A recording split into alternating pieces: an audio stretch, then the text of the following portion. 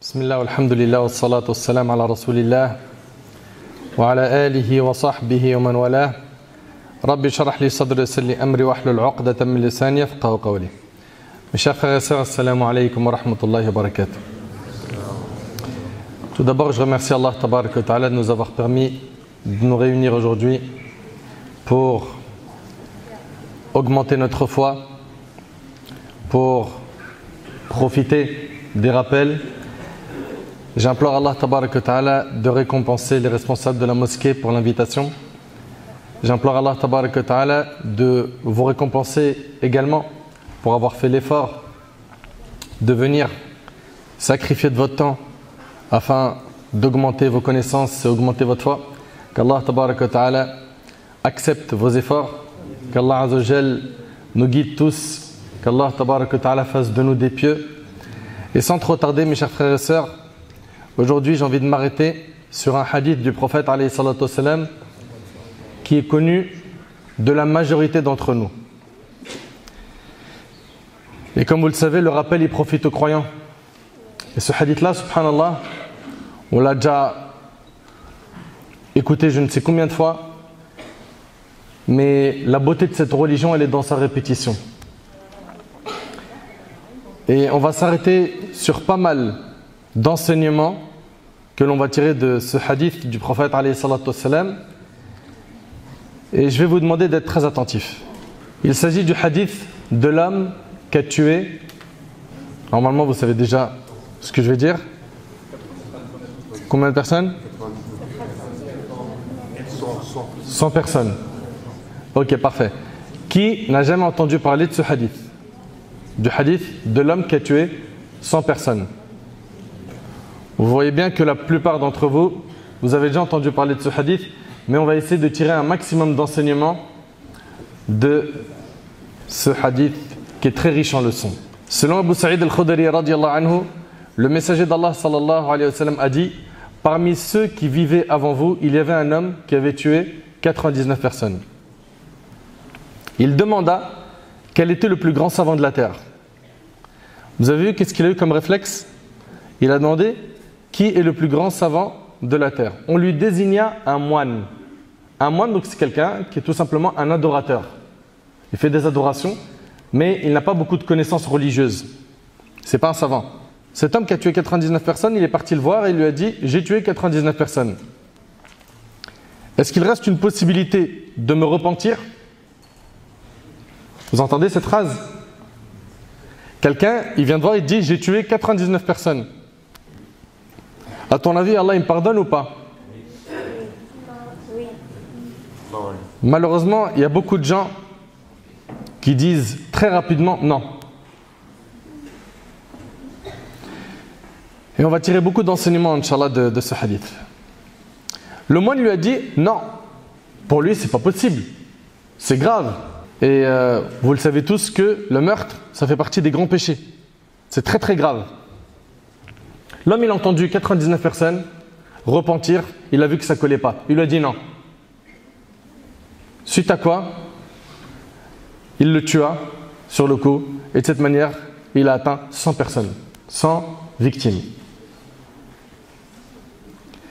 Puis, les remords sont revenus. Et subhanallah, les personnes qui ont une fitra, une nature saine, qui n'est pas totalement effacée, et bien quand ils font des désobéissances, des péchés, ça les ronge. Ils ne se sentent pas bien. Il peut mentir à ses potes en montrant qu'il est épanoui dans la délinquance, la drogue, les relations illicites, etc. Mais ça ronge, le péché, ça ronge. Attention, je parle de cœurs qui ne sont pas morts. Il leur reste encore un petit peu de vie. Ben, cet homme-là, les remords l'ont rongé et il a demandé quel était l'homme le plus savant de la terre. On lui en désignait un. Là, à ce moment-là, on lui a ramené quoi? Quelqu'un de science. Quelqu'un qui maîtrise les sciences religieuses, qui a de la science, qui a du ilm. Et il lui a dit: j'ai tué 100 personnes. Est-ce que j'ai encore la possibilité de me repentir? Et regardez la réponse très rapide du savant. Et c'est celle-là qui doit être notre réponse. Et peu importe les péchés commis de la personne, il lui a dit: oui, Oui, tu peux encore te repentir. Et qui peut s'interposer entre toi et ton retour à Allah?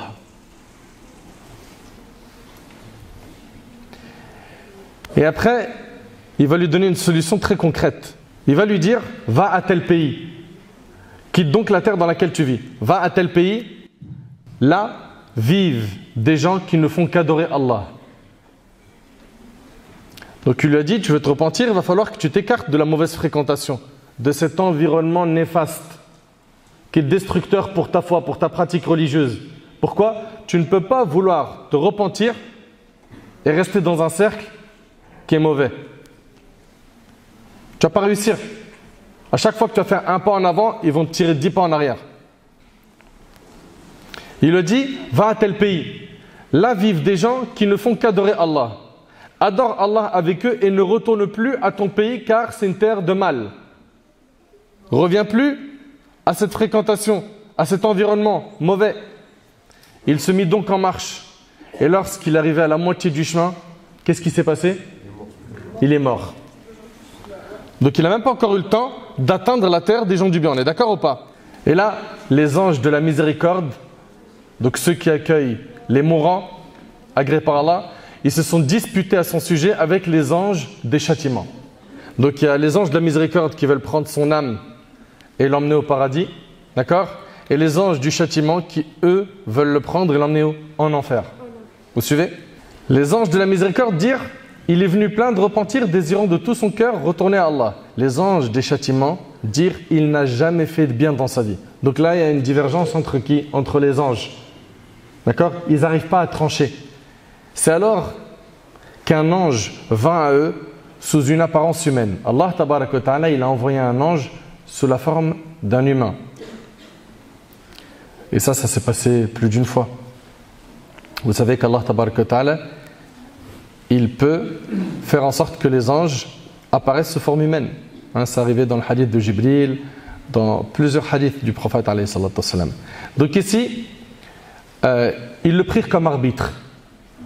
Les anges de la miséricorde et les anges du châtiment ont pris cet homme pour arbitre. Qu'est-ce qu'il leur a dit? Il leur a dit, mesurez la distance qui le sépare de la terre du mal et celle qui le sépare de la terre du bien. Destinez-le ensuite à celle dont il est le plus proche. S'il est plus proche de la terre des gens du bien, ben, il va au paradis. S'il est plus proche de la terre des gens du mal, il va en enfer. Très bien. Ils mesurèrent et trouvèrent qu'il était plus près de la terre qu'ils voulaient rejoindre, et ce furent les anges de la miséricorde qui lui retirèrent son âme, et c'est rapporté par Bukhari et Muslim. Donc c'est un homme, Allah tabaraka wa ta'ala, il lui a accordé son pardon alors qu'il a tué 100 personnes. Vous imaginez, subhanallah. Et dans une version, la cité vertueuse, donc la cité des gens du bien, était plus proche d'un seul empan, et c'est pourquoi il fut compté de ses habitants. Donc parmi les gens du bien. Et dans une troisième version, Allah tabaraka wa ta'ala, écoutez attentivement s'il vous plaît, inspira à la terre du mal de s'éloigner et celle du bien de se rapprocher. Allahu Akbar. Pour le repentir d'un serviteur, Allah tabaraka wa ta'ala, il a changé la géographie de la terre. Pourquoi? Pour accueillir cette âme au paradis.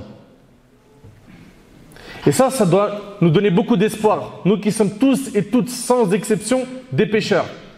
Bien sûr, à des degrés différents. De ne jamais désespérer de la miséricorde d'Allah tabaraka wa ta'ala. Allah inspira à la terre du mal de s'éloigner et celle du bien de se rapprocher. Puis il dit, mesurez la distance qui les sépare. Ils trouvèrent qu'il était plus proche d'un empan de la cité du bien. Aussi fut-il absous de ses péchés. Allahu Akbar. Ce hadith-là est un hadith qui est très riche en leçons. Et c'est un hadith qui ouvre la porte de l'espoir, du repentir à toute personne qui a fait des péchés. Et gardez en tête une chose qui est très importante. Il n'y a pas très longtemps, j'étais avec un petit jeune, Mskin, il est tombé dans les ténèbres de la fornication, et lui, il était persuadé que tellement il a fait du mal dans sa vie, tellement il a fait de péchés, il était persuadé que tellement il a fait des péchés, Allah ne le pardonnerait pas. Et ça, c'est une parmi les grandes ruses du diable, qui vient te faire croire qu'Allah ne te pardonnera pas pour te faire tomber dans le désespoir et qu'à la fin tu dis de toute façon pour moi, il n'y a plus rien à gratter, allez, fichu pour fichu, que je m'autodétruis dans le mal et dans le péché. Mais vous oubliez une chose, c'est que la miséricorde d'Allah tabarak wa ta'ala, elle est immense. Si tu penses que tes péchés sont plus grands que la miséricorde d'Allah, tu te trompes. Allah tabarak wa ta'ala dit Inna rahmatallahi qaribun minal muhsinin. La miséricorde d'Allah est proche des bienfaisants. Et Allah tabarak wa ta'ala dit Wa rahmati wasi'at kulla shay. Et ma miséricorde embrasse toutes choses. Mes chers frères, mes chères sœurs, cet homme-là, il a fait énormément de mal. Il a tué 100 personnes. 100. C'est immense. C'est quelqu'un qui a eu des regrets et il a posé la question en demandant qui était le plus grand savant qu'il pouvait rencontrer. Et ce point-là est hyper important, mes chers frères, mes chères sœurs. Pourquoi? Parce que les savants sont ceux qui connaissent le mieux la religion. Ce sont des personnes de confiance. On se doit de les respecter, de les honorer.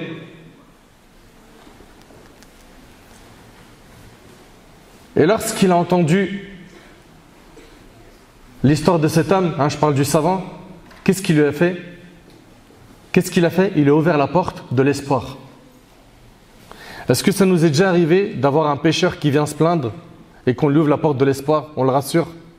Bien évidemment, on ne demande pas de minimiser le péché qu'il a commis en lui disant « Ah, c'est rien. Quoi, t'as tué 10 personnes? Ça va, c'est rien. Il y a un homme, il en a tué 100. Allah, il l'a pardonné. » C'est pas le message. Bien évidemment, il faut qu'il prenne conscience de la gravité de l'acte pour qu'il puisse justement se repentir, regretter l'action. Mais après, le rassurant, lui disant que quoi que tu aies fait comme péché, Allah tabarak wa ta'ala est pardonneur et miséricordieux. Il est clément, subhanahu wa ta'ala. Mais le problème qu'on a aujourd'hui, c'est quoi? C'est qu'on a de plus en plus de jeunes et de moins jeunes qui vont se prononcer dans la religion d'Allah tabarak wa ta'ala sans bagage.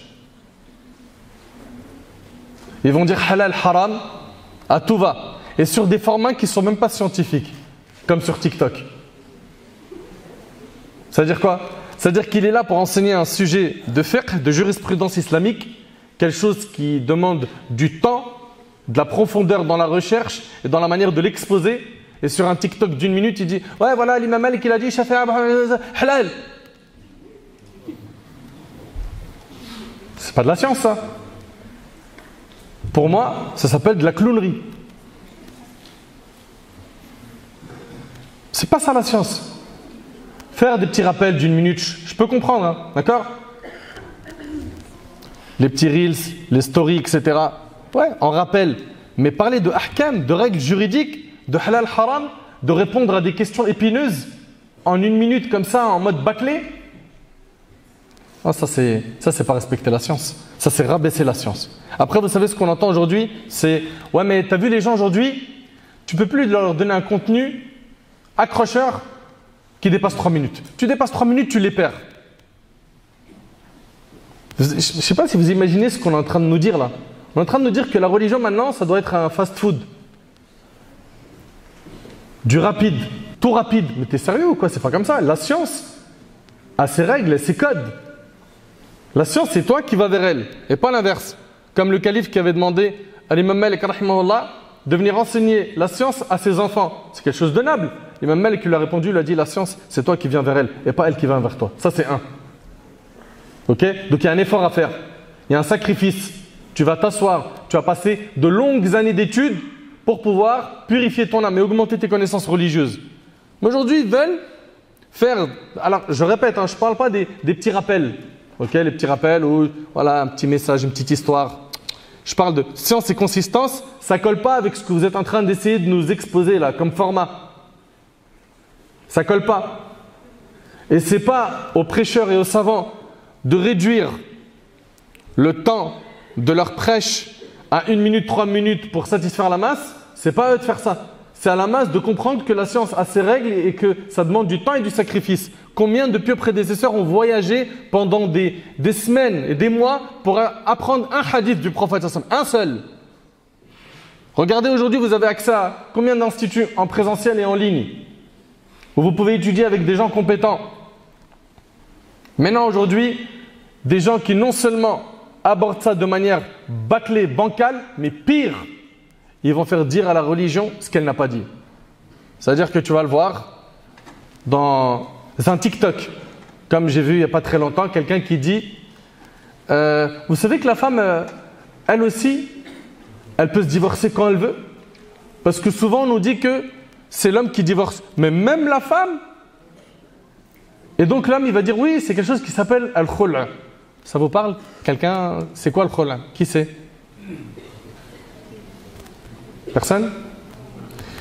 Al-khul', c'est le fait que la femme, elle va, écoutez bien, en contrepartie d'une somme, demander une séparation et que cette séparation-là, après, elle est actée, c'était comme ça à l'époque du prophète sallam, par lui-même ou par une autorité religieuse. D'accord? Donc ça demande à ce que l'homme il se présente avec madame devant une autorité religieuse, d'accord? Puis elle donne une contrepartie, ça peut être la dot, ça peut être plus ou moins de la dot, ça dépend des avis juridiques des savants, ok? Et que l'homme lui dise khala'tuki.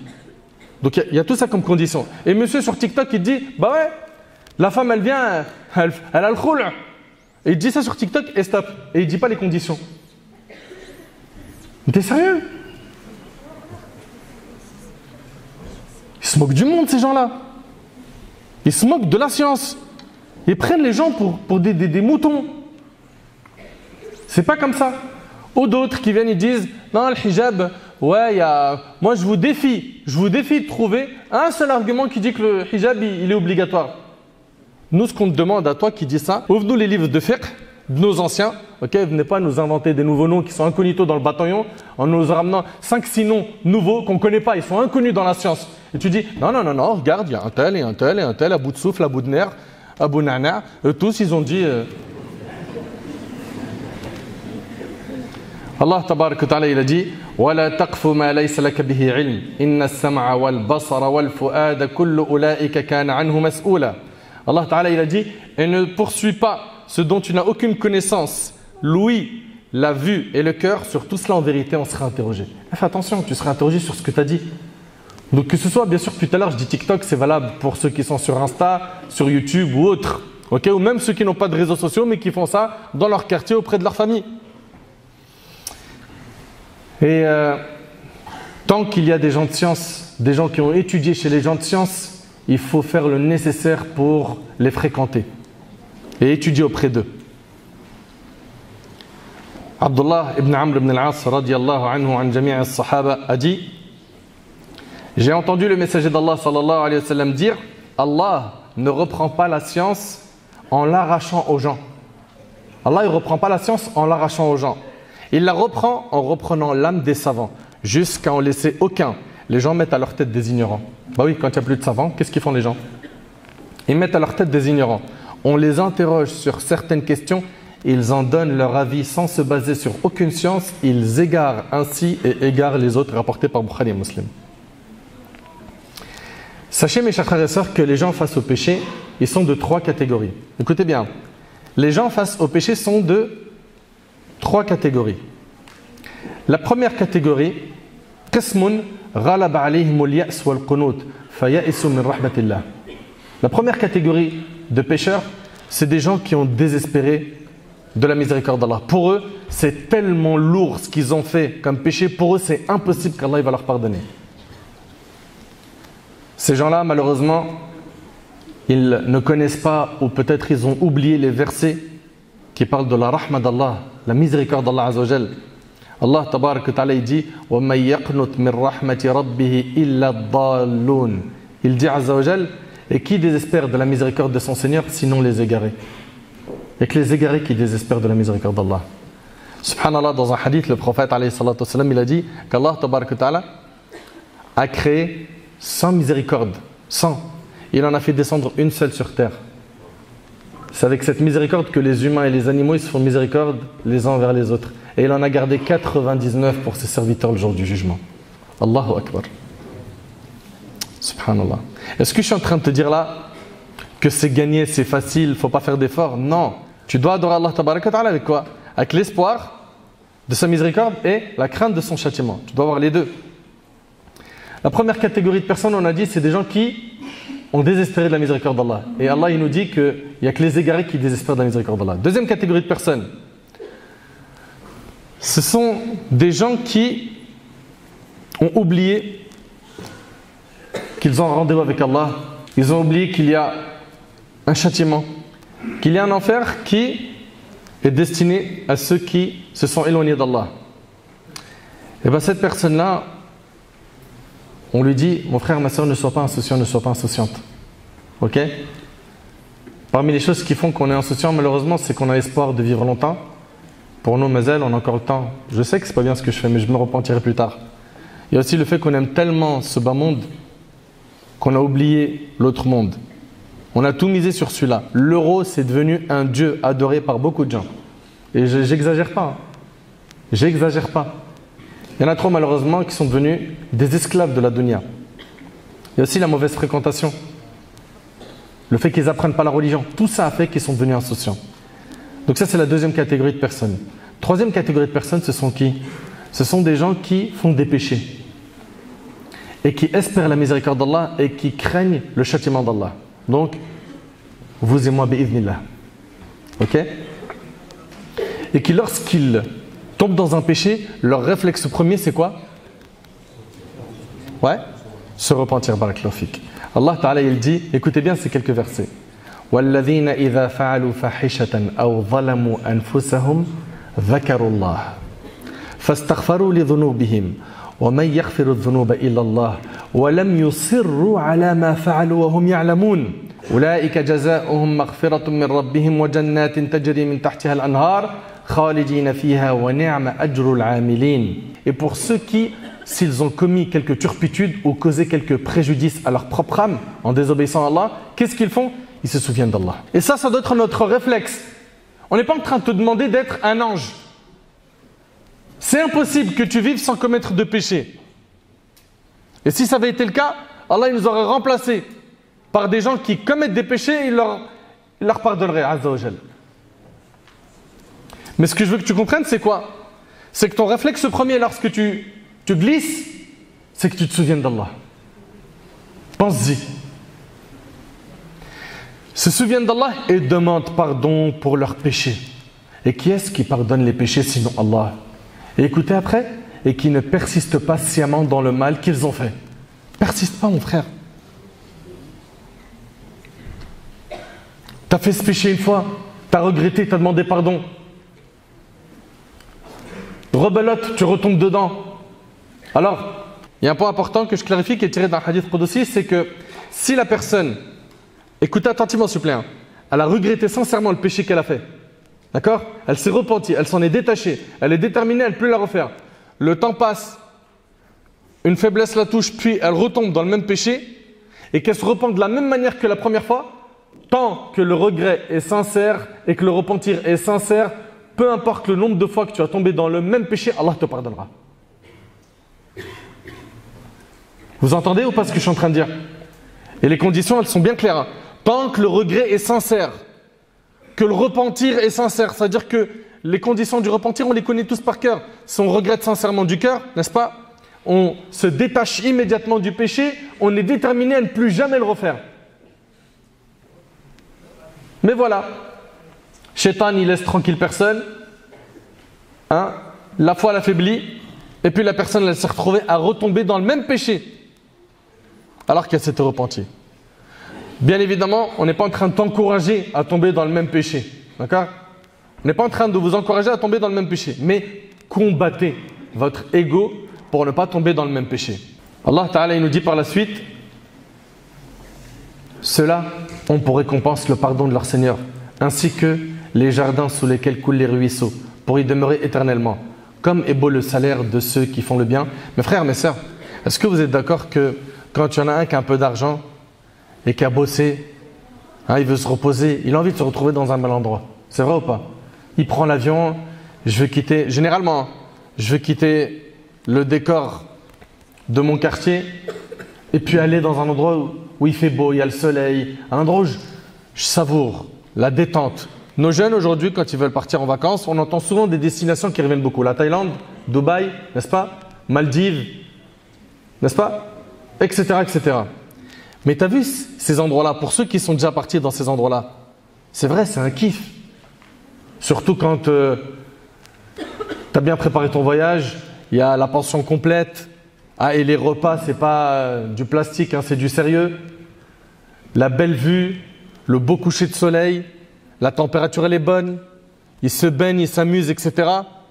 Mais moi j'aimerais bien que quand tu es dans un endroit comme ça, que tu te rappelles que ce qu'il y a au paradis, tu ne pourras jamais l'imaginer. Tu ne pourras jamais l'imaginer, jamais. Jamais. Allah Ta'ala il a dit, j'ai préparé pour mes pieux serviteurs ce que nul œil n'a vu, aucune oreille n'a entendu et aucun cerveau n'a pu imaginer. C'est-à-dire que tu as vu ces choses qui nous impressionnent dans la dunya, ça c'est rien comparé à ce qui nous attend là-bas. Ce qui nous attend, fait le Jannah, c'est trop puissant et c'est pour l'éternité. Il n'y a qu'une personne qui ne réfléchit pas, qui a éteint son cerveau, qui sacrifie l'au-delà pour ce bas monde éphémère. Où peu importe le plaisir que tu vas savourer ici, il aura toujours un manque. On parlait depuis tout à l'heure de ceux qui sont dans les belles destinations, etc. Tu verras qui se plaint, le soleil conne trop fort, ne peut pas sortir toute la journée. Il y a quand même des inconvénients. Le soir, il y a des moustiques, tu ne peux même pas ouvrir la fenêtre. Il y a toujours, même dans les plus grands plaisirs ici, il y a toujours quelque chose qui manque. C'est vrai ou pas? Il n'y a pas ici sur terre quelque chose de parfait. La perfection après la mort d'Iznillah. Et j'implore Allah subhanahu wa ta'ala de nous accorder à tous et à tout al-Firdaus al-A'la. Et qu'on puisse se voir comme on s'est vu ici et se remémorer ces moments où on est en train de se conseiller. Tu te rappelles la personne ce jour-là? Subhanallah. Mes chers frères, mes chères sœurs, cet homme-là, il a tué 100 personnes. Et malgré les grands péchés qu'il a fait, il a regretté.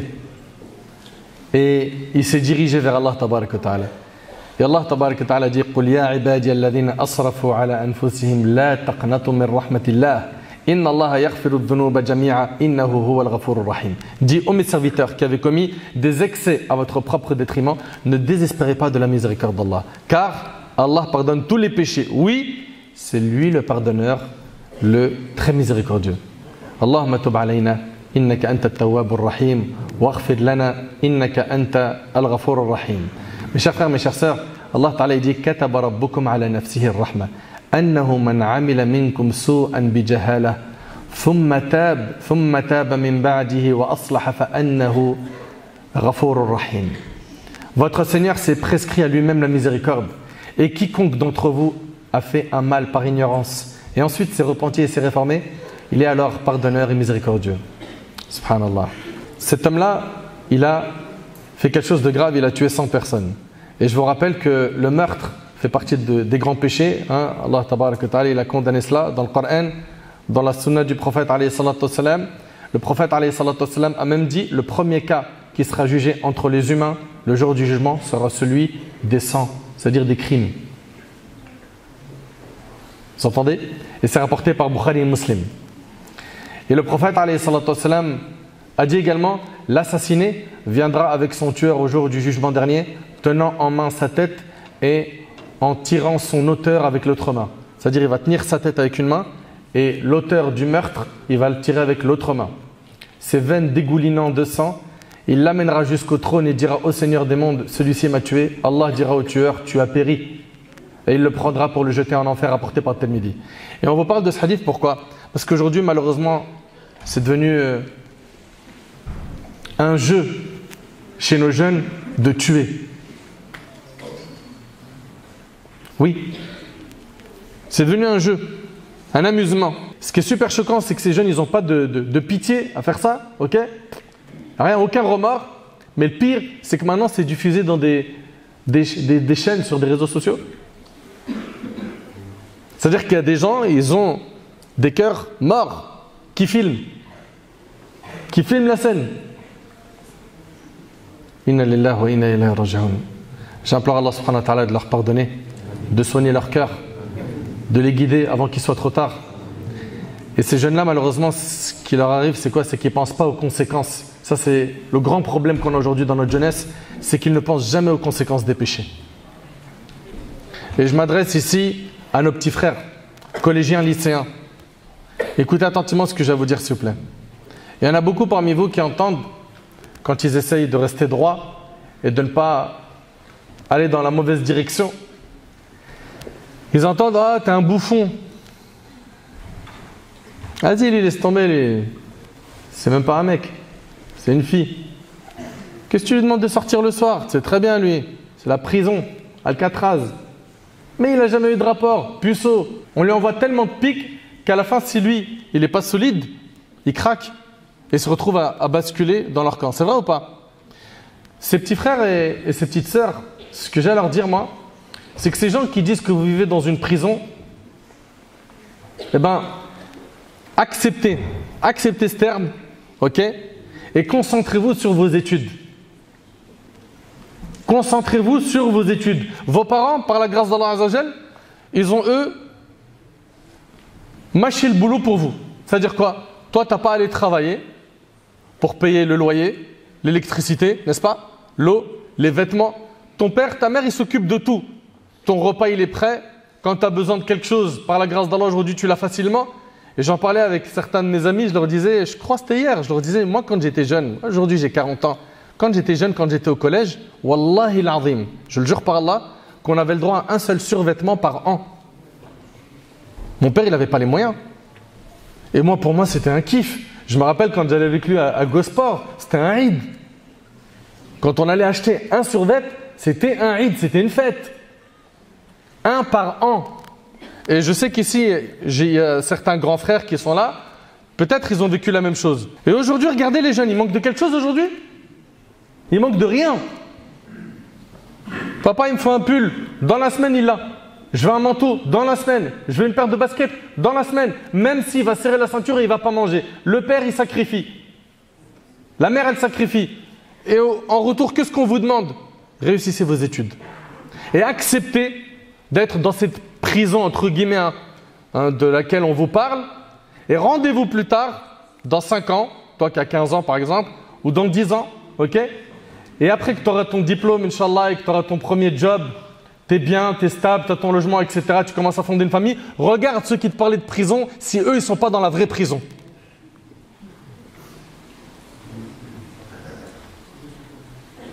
Regarde.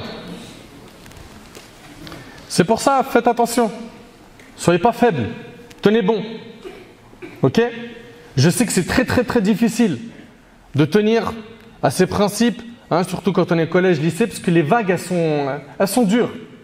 Hein, la plupart des jeunes, ils parlent de choses qui sont interdites dans notre religion. Donc, tenez bon.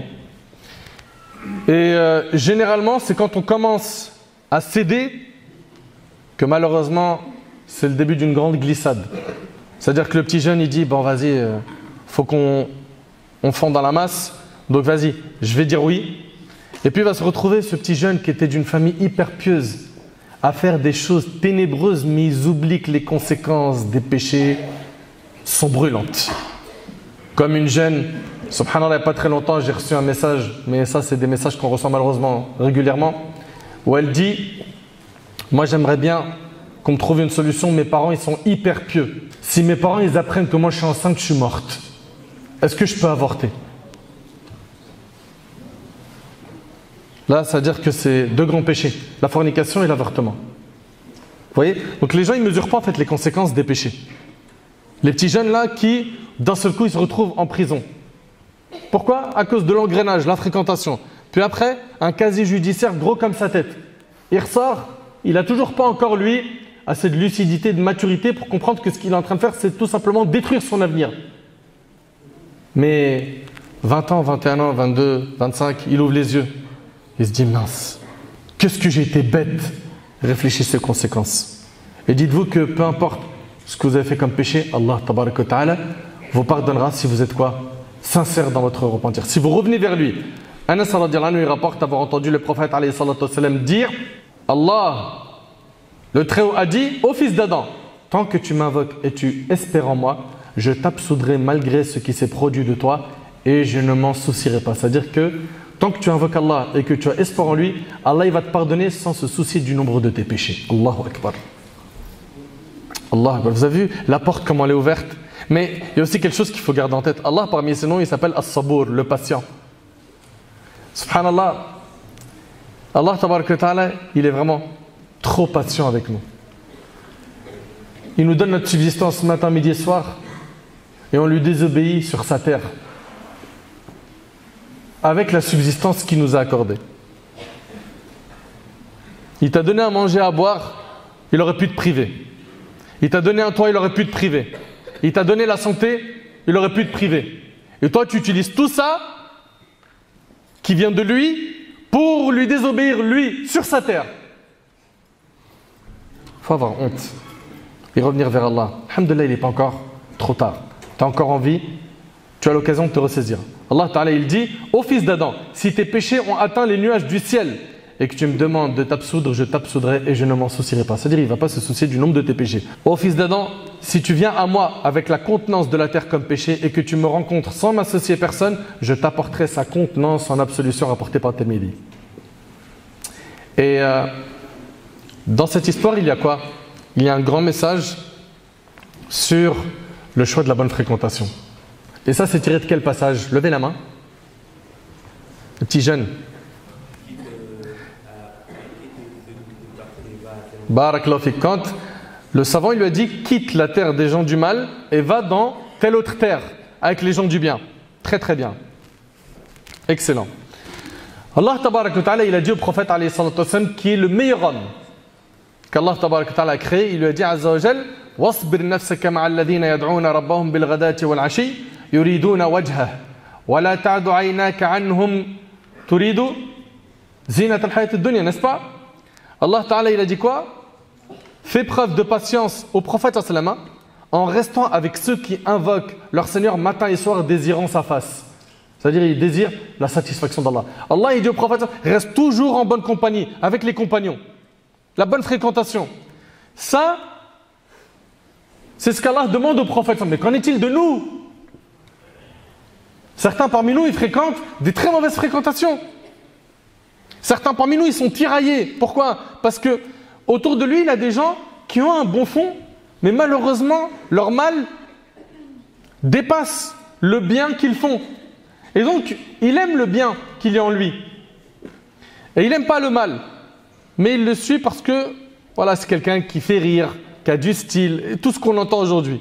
Cette personne-là, si à la rigueur, elle fréquente ce type de personne, mais qu'elle, elle est forte dans sa foi, elle va pouvoir tendre la main à cette personne et l'aider. Mais lui, il est KO. KO et il fréquente des gens qui sont soit sakin, ils vivent entre deux mondes, soit ils sont totalement égarés. T'étonnes pas après que tu te retrouves à faire des choses qui sont hyper graves et que tu fasses pleurer ta mère, tes parents. Je ne sais pas si vous arrivez à réaliser la gravité de la chose, et je m'adresse encore une fois à nos jeunes, de faire pleurer vos parents. Faites rire vos parents, faites rentrer la joie dans leur cœur comme vous les avez fait pleurer, vous les avez rendus tristes. Et sachez que vos deux parents, ce sont deux accès qui mènent au paradis. C'est des portes qui mènent au paradis. Il y en a un qui meurt, il y a une porte qui se ferme. Une porte qui se ferme qui mène au paradis. Mais on ne réalise pas. Je me rappelle, il y a un frère, subhanallah, j'étais avec lui hier. Il m'a dit, Wallahi al-azim, mon frère, quand mon père il est mort, j'ai reçu des messages, des appels et tout. J'étais bien évidemment touché, triste, jusqu'à ce qu'un frère il me dit, A'azzam Allahu ajrak, qu'Allah t'accorde une grande récompense. Il lui a dit, réalise que tu viens de perdre une parmi les portes du paradis. Il a dit ça, il m'a dit, Wallah, le téléphone il est tombé de ma main. Il m'a dit, le téléphone il est tombé de ma main et j'ai commencé à pleurer, je me mordais les doigts. Il a dit, j'ai commencé à repenser à tous les moments où j'aurais pu rester avec mes parents. Tous les moments où j'aurais pu leur dire je t'aime, je leur ai jamais dit je t'aime. Tous les moments où j'aurais pu fréquenter mes parents, rester avec eux. Il était là, il m'a dit, Wallah, tu peux pas imaginer à quel point ça m'a brûlé. Et nous, subhanallah, on a des parents qui sont en vie et on les met en colère. Et on dort normal. C'est-à-dire que ton père et ta mère, ils sont en colère contre toi et toi, ça ne te touche pas. Je ne sais pas si on réalise. C'est une folie que tu arrives à dormir avec la colère de ta mère, mais il n'y a aucun bien en toi. Comment tu peux être aussi insouciant? Comment en arriver à un stade où ton père il est en colère contre toi Et après tu dis bah vas-y, il comprend rien de toute façon. C'est des blédards. Ils comprennent rien du tout. Ils sont perchés. C'est toi, wallah al-azim, c'est toi qui es perché. C'est des accès qui mènent au paradis. Ils sont encore en vie, profite d'eux. Non, mes potes, mes amis, mes occupations, le foot, le sport, mes copines, les réseaux sociaux, mon smartphone. C'est quand ils vont partir que tu vas commencer à pleurer, des larmes, du sang, pas des larmes. Profitez qu'ils sont encore en vie.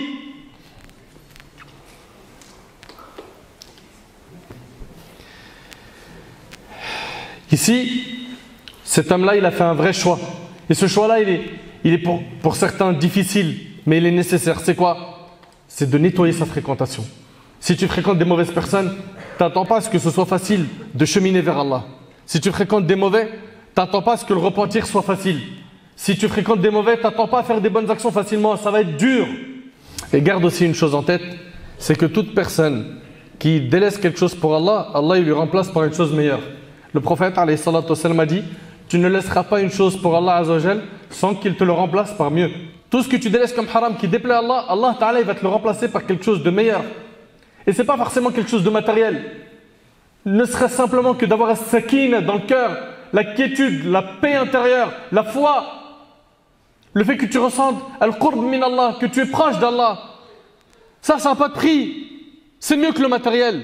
De cette histoire, on comprend donc qu'il faut faire très attention à sa fréquentation. Et que sois prêt à perdre des choses de ce bas monde pour gagner des choses dans l'au-delà. Sois prêt à faire ce sacrifice. Ne sois pas un esclave de tes passions. Parmi les choses qu'il faut tirer également comme leçon de cette histoire, c'est le fait d'avoir quoi? De la miséricorde envers les pécheurs. De la rahma. Le pécheur, tu dois le voir comme quelqu'un de malade. Quelqu'un de malade. Il est malade. Tu vas le dénigrer ou tu as de la peine pour lui? Tu as de la peine, n'est-ce pas? Malheureusement, on voit beaucoup de gens, de nos frères et nos sœurs sur les réseaux sociaux. Ils ont des âmes malades, des cœurs malades. Et au lieu de les approcher discrètement et de leur faire nasiha, de les rapprocher de la guidée, de la droiture, on leur jette des cailloux, on les humilie, on les affiche en public et on vient, on prend les vidéos, où on fait des screens de ce qu'ils ont dit et puis après on se moque d'eux en dévoilant leurs péchés sur le net. Vous avez rien compris. Vous avez rien compris. Au contraire, il faut leur tendre la main et ouvrir la porte de l'espoir et leur montrer que le repentir est accessible. Et wallahi, plusieurs fois, on a vu des gens qui étaient très très loin d'Allah. On a déjà vu des gens qui étaient très loin d'Allah, très très loin. Même des stars qui sont revenus. Et ça même à l'époque du prophète, alayhi salatu wassalam, Omar ibn Khattab, radiallahu anhu, Abu Sufyan, et j'en passe. Et gardez aussi en tête une chose, c'est que cette personne-là, qu'on voit très loin aujourd'hui, il se peut que demain elle soit meilleure que nous. Il se peut demain qu'elle soit meilleure que nous. Donc, on ne leur jette pas des pierres. Et on patiente. Et on leur fait dua pour qu'Allah les guide. D'accord? Ne soyez pas des sans-pitié.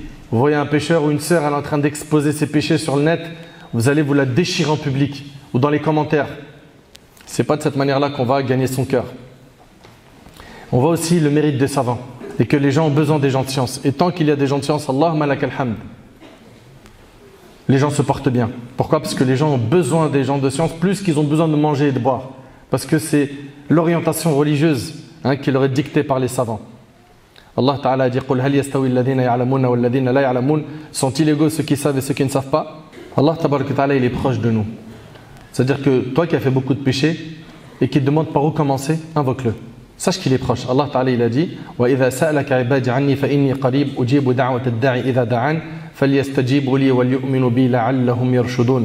Et quand mes serviteurs t'interrogent sur moi, alors je suis tout proche. Je réponds à l'appel de celui qui me prie quand il me prie. Donc Allah il est très proche.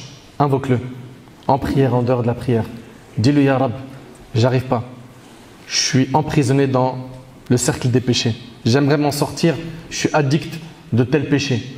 Ya Rab, donne-moi la force. Ya Allah, augmente mes connaissances, augmente ma foi. Et pour finir, si on doit résumer toutes les leçons de cette histoire, c'est que 1. On ne doit jamais désespérer de la miséricorde d'Allah Ta'ala, peu importe les péchés qu'on a fait. 2. Quand on pose nos questions, on ne les pose pas à n'importe qui. C'est pas parce que la personne elle a 2 millions d'abonnés sur TikTok que c'est une référence religieuse. Elle devient une référence religieuse à partir du moment où elle a étudié. Elle a fait un cursus. Elle a étudié chez les ulama, chez les gens de science. 3. Quand on répond à une question, soit je maîtrise, je parle, soit je ne connais pas, je me tais. 4. Parmi les leçons également, c'est quand le pécheur il vient me voir, il faut que tout de suite je lui ouvre la porte de la miséricorde. Il ne faut pas que je le fasse désespérer. 5. Prolongeons notre souffle avec les pécheurs. Aujourd'hui, il est peut-être hyper loin, très très très loin. Mais Allah tabaraka wa ta'ala guide qui il veut. Et il est possible que cette personne-là, Allah ta'ala le guide, il voit en lui qu'elle recherche le droit chemin et Allah subhanahu wa ta'ala lui accorde la guider.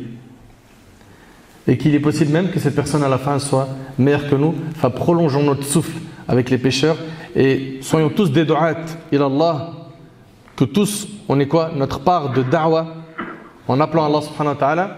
J'aimerais que chacun d'entre nous trouve son rôle dans la da'wa en appelant Allah subhanahu wa ta'ala et chacun selon ses moyens, ne serait-ce qu'en disant une bonne parole ou en conseillant, que ce soit dans les commentaires sur les réseaux sociaux ou auprès de la famille, les proches, et commençons toujours par la famille. Quand on dit la famille, d'abord tu prends ton âme en main, sérieusement, puis après ta famille, puis après le reste des gens. Enfin, j'implore Allah subhanahu wa ta'ala de nous pardonner nos manquements, j'implore Allah subhanahu wa ta'ala de nous accorder un repentir sincère, j'implore Allah subhanahu wa ta'ala de nous accorder une bonne compréhension de sa religion, j'implore Allah subhanahu wa ta'ala de nous pardonner, de couvrir nos fautes, j'implore Allah subhanahu wa ta'ala de nous accorder une bonne fin, j'implore Allah tabaraka wa ta'ala qui m'accorde ainsi qu'à vous, Yawm al-Qiyamah, d'avoir notre livre de la main droite et de finir au Firdaus. Sallallahu subhanahu wa ta'ala an yanfa'ani bima qultu wa yanfa'akum bima sami'tum. Hadha wallahu a'lam. Subhanaka Allahumma bihamdik. Ashhadu an la ilaha illa anta astaghfiruka wa atubu ilayk. Wa akhiru da'wana anil hamdulillahi rabbil alamin wa barakallahu fikum.